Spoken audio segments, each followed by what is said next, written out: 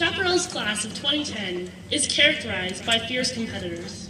Among us are members of the 4 athletic teams that won league championships this year. We are the highest scoring class on the ACT in Chaparral's history. And we had an exceptionally successful performing arts season. In fact, Emily and I have shared in our own competition in academics. I know I've been asked more than once if I wanted Maddie taken out to clear the way to valedictorian. But we've overcome these petty rivalries as we've come to realize that the experiences we've had and the challenges we've overcome in high school are far more important than any minor conflicts that occur. We've all survived those teachers who play favorites. Although Dr. Perez likes me better. We've all struggled to express our creative genius. Although my mole for mole day was a little bit more creative. We've all been to the football games and assemblies that characterize high school spirit. Although I think I've been to a few more. Okay, so maybe we haven't completely overcome our rivalries. But there's no denying that without competition, we wouldn't have learned how far we can push each other to try to be the best. Or how little sleep we can survive with. Or how long we can stare at that biology textbook to try and beat that person who always gets that one extra point on the test. But after high school, competition changes. We'll have to learn to validate our successes, not with a gold medal, but with something more internal.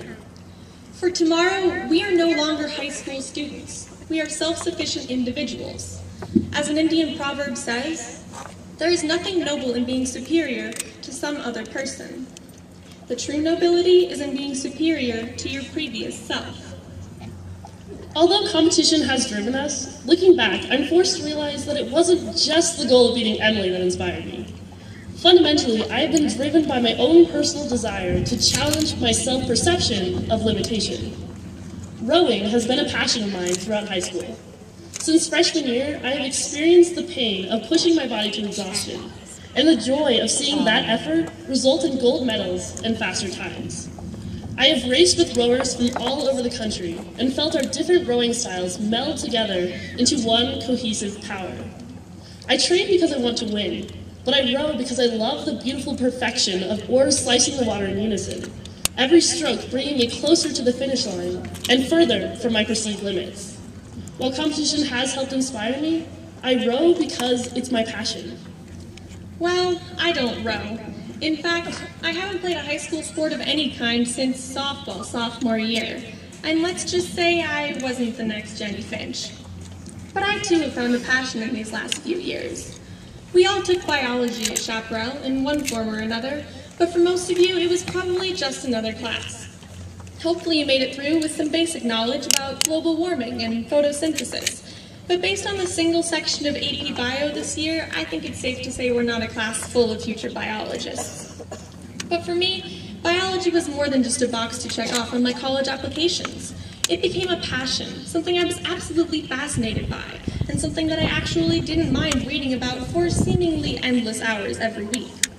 I discovered that I love mitosis, that I want to learn about chloroplasts, and that I really could spend the next 4 years of my life learning about this stuff. Now, I'm probably the only one of us that feels this way about biology. But hopefully each of you has found something over these past 4 years, be it math, English, interior design, or electric guitar, that has sparked your interest and caught your attention the way biology has caught mine.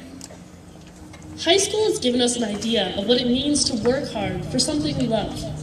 All that remains is to find the passion that will motivate us to work even harder than we did in high school, and even without the structured competition we've had these past 4 years. We challenge you to explore your options with the intention of discovering your passion. Find what makes you work hard, not just because you want to succeed, but simply because you love what you're doing. We challenge you, class of 2010, not just to pursue the path that you think will make you the most money, but pursue the path that you would regret not pursuing. Congratulations on 4 years of successful competition. Accept the challenge and live passionately.